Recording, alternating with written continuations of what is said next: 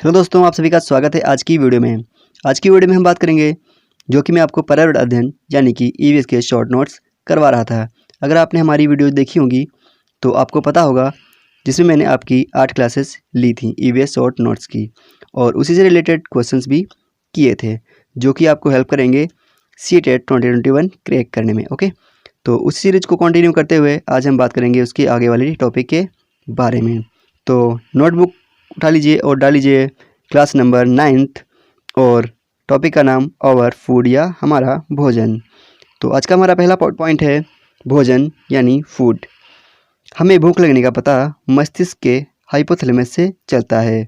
हमें भूख लगने का पता मस्तिष्क के हाइपोथैलेमस से चलता है, जो कि आपको यहाँ पे दिख रही होगी। यहाँ पे आपकी हाइपोथैलेमस ग्रंथि होती है मस्तिष्क के बिल्कुल बीचों बीच में। जब हमारा पेट दर्द करता है या फिर जब हम लोग बोलते हैं कि हमारे पेट में चूहे कूदने लगे हैं, बहुत तेज से भूख लगी हुई है, तो वो हमें पेट की वजह से नहीं बल्कि हमारे मस्तिष्क में हाइपोथैलेमस ग्रंथि की वजह से पता चलता है।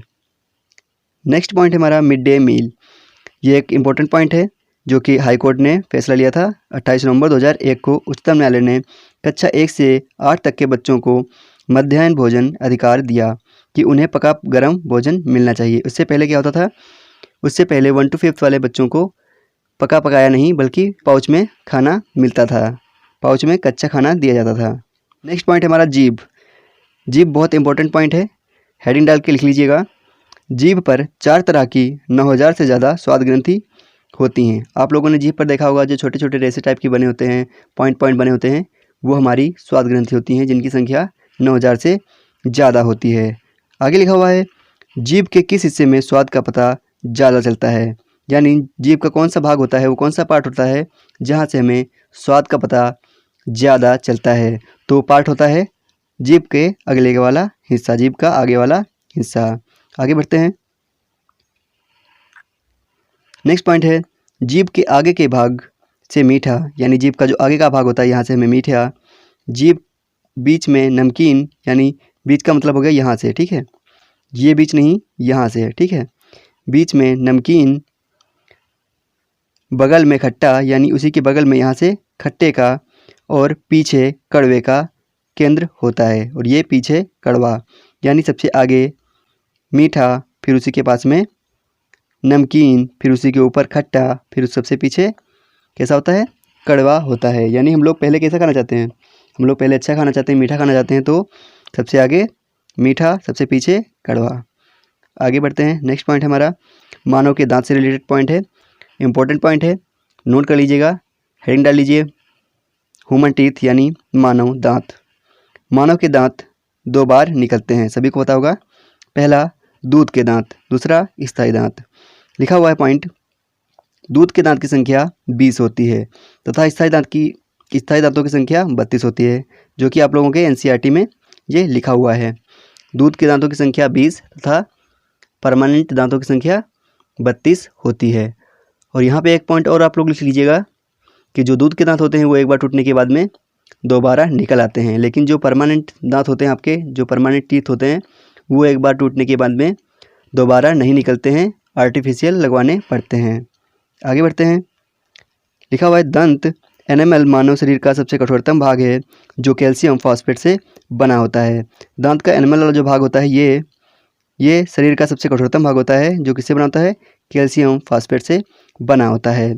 मानव में 4 तरह के दांत होते हैं, इंसीजर, कैनाइन, प्रीमोलर और मोलर, ठीक है, 4 तरीके के होते हैं, याद रखिएगा, इनको लिख लीजिएगा। आगे बढ़ते हैं। चबाकर खाने से लार से टाइलिन निकलकर स्टार्च को माल्टोज शुगर में बदल देता है, जिससे भोजन मीठा लगने लगता है।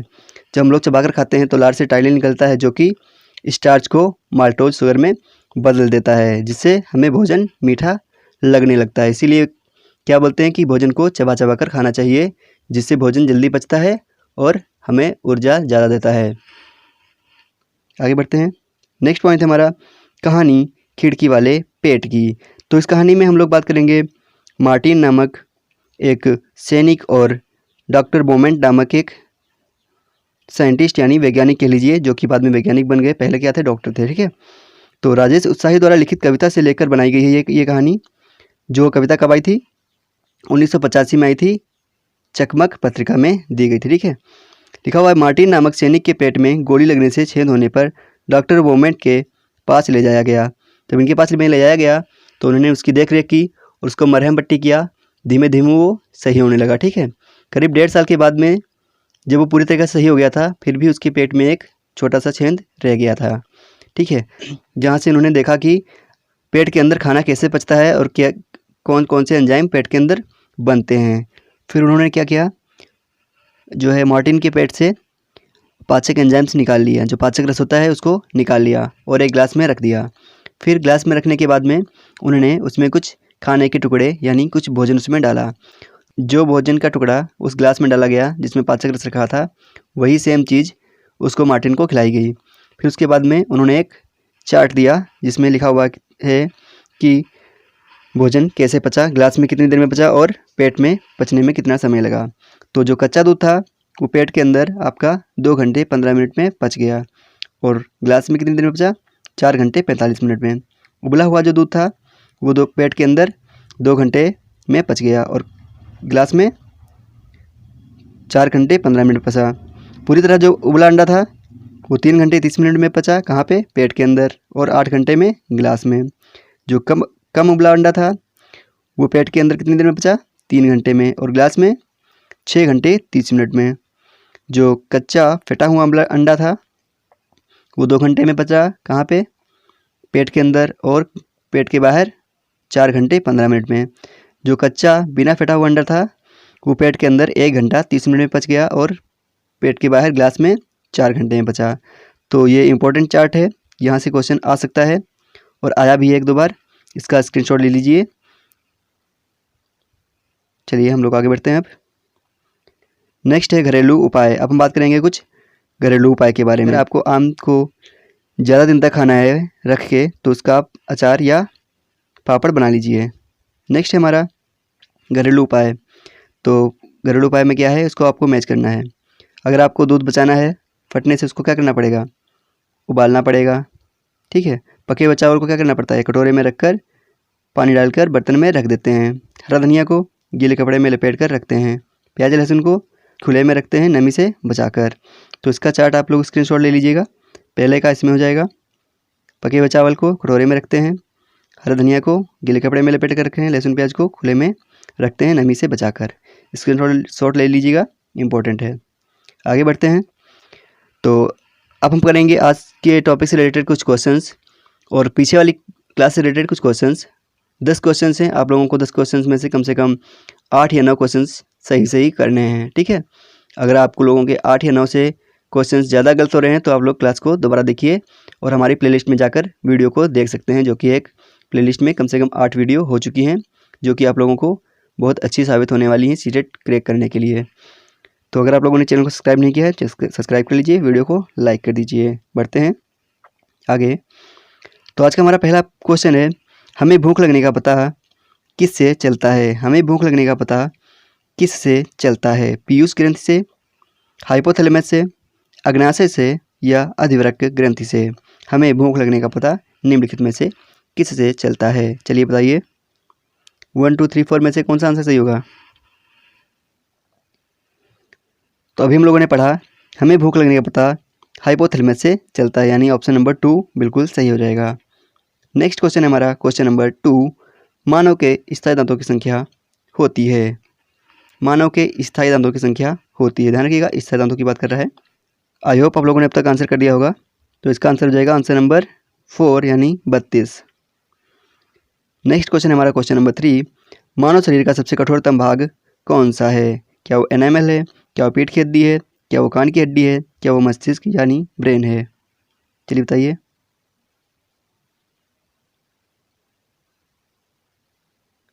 तो अभी हम लोगों ने इसके बारे में बात की और आंसर नंबर 1 यानी एनामल मानव शरीर का सबसे कठोरतम भाग होता है, जो कि दांत में होता है।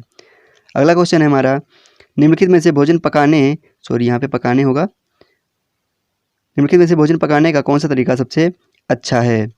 सब्जियों को काटना और उन्हें चलते पानी में धोना। सब्जियों को पहले काट लेना फिर चलते पानी में यानी नल के सामने उसको धो लेना। सेकेंड है, सब्जियों को काटने और पकाने से पहले उन्हें कुछ समय के लिए धूप में रखना। थर्ड पॉइंट है हमारा बैक्टीरिया नष्ट करने के लिए सब्जियों को गहरे तलते हुए पकाना। और फोर्थ पॉइंट है हमारा सब्जियों को अच्छी तरह से धोना और फिर काटना। इनमें से कौन सा आंसर सबसे सही होगा? तो हम सभी लोगों को पता है कि सब्जियों को पहले अच्छी तरीके से धो लेना चाहिए, उसके बाद में काटना चाहिए। यहाँ पे धोना होगा, दोनों नहीं होगा, यहाँ पे होगा धोना और फिर काटना। नेक्स्ट क्वेश्चन है हमारा क्वेश्चन नंबर 5। माउंट एवरेस्ट एक भाग है। माउंट एवरेस्ट का भाग है, क्या वो इंडिया का है, तिब्बत का है, नेपाल का है या फिर म्यांमार का है? चलिए आंसर कीजिए। Very simple question.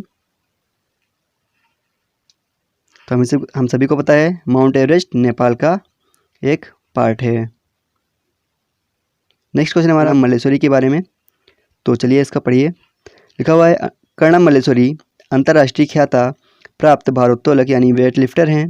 सही है, ये तो पॉइंट है ना। क्या वो कर्नाटक की हैं? गलत है, बिल्कुल गलत है, क्योंकि वो कर्नाटक की नहीं, कहाँ की थी? आंध्र प्रदेश की थी।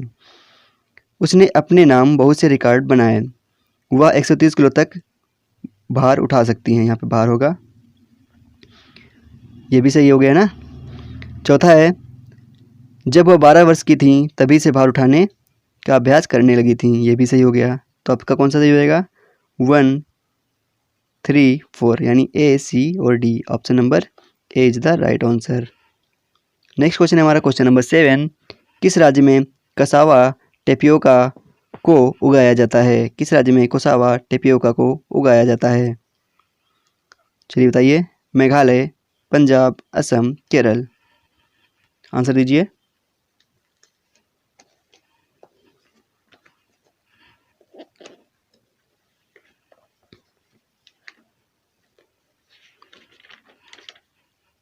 तो आई होप आप लोगों ने अब तक इसका आंसर कर लिया होगा। इसका आंसर हो जाएगा केरल। ठीक है, आगे बढ़ते हैं।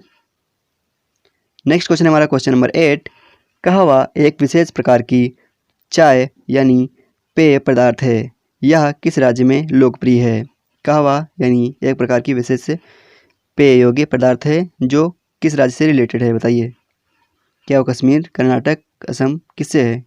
कश्मीर से है, कर्नाटक से है, असम से है या फिर बंगाल से है, पश्चिम बंगाल से? तो इसका आंसर हो जाएगा ऑप्शन नंबर 1, कश्मीर से रिलेटेड है। नेक्स्ट क्वेश्चन है नीचे दिए गए कौन से एक राज्य में तोरंग का अर्थ जंगल होता है? झारखंड, कर्नाटक, असम, पश्चिम बंगाल। चलिए आंसर कीजिए। तो हम लोगों ने पढ़ा था सूर्यमणि की कहानी में कि वह झारखंड की रहने वाली हैं। उन्होंने झारखंड में यानी अपने गांव में एक तोरांग नामक केंद्र यानी संस्था खोली थी, जिसका नाम उन्होंने क्या रखा था? तोरांग। जिसका अर्थ क्या होता है? जिसका अर्थ होता है जंगल। तो कहाँ की रहने वाली थी वो? झारखंड की रहने वाली थी। तो वो कहाँ से रिलेटेड हो जाएगा? झारखंड से रिलेटेड हो जाएगा। नेक्स्ट क्वेश्चन हमारा ब्रेल लिपि में मोटे कागज पर उभरे हुए बिंदु बने होते हैं। यह लिपि आधारित होती है 4 बिंदु पर, 6 बिंदु पर, 8 बिंदु पर यानी 10 बिंदु पर। किसी पर आधारित होती है? बताइए। बढ़िया क्वेश्चन है, करिए जल्दी से। तो ब्रेल लिपि 6 बिंदुओं पर आधारित होती है ना। हम लोगों ने पिछले क्लास में इसके बारे में बात की थी। तो आज की वीडियो में बस इतना ही। अगर आप लोगों को वीडियो अच्छी लगी है तो आप लोग एक कमेंट कर दीजिए कि सर वीडियो अच्छी है। अगर आप लोगों को कुछ कमी लगी है तो वो भी बता दीजिएगा, हम उसको सही करने की कोशिश या सुधार करने की पूरा प्रयास करेंगे। ठीक है, चैनल पर नए हो तो चैनल को सब्सक्राइब करके बेल आइकन को ऑल पे सेट कर दीजिए, जिससे क्या होता है आने वाली वीडियो का नोटिफिकेशन आपको मिल जाता है। अगर आप लोगों को क्लास की PDF चाहिए तो नीचे दिए गए लिंक पर क्लिक करके आप हमारे टेलीग्राम चैनल को ज्वाइन कर सकते हैं, या फिर टेलीग्राम पर जाकर आप डायरेक्ट सर्च कर सकते हैं CDP क्वीन हिमांशी मैम। ठीक है, आज की क्लास में बस इतना ही। मिलते हैं हम लोगों को नेक्स्ट वीडियो में। तब तक के लिए जय हिंद, जय भारत।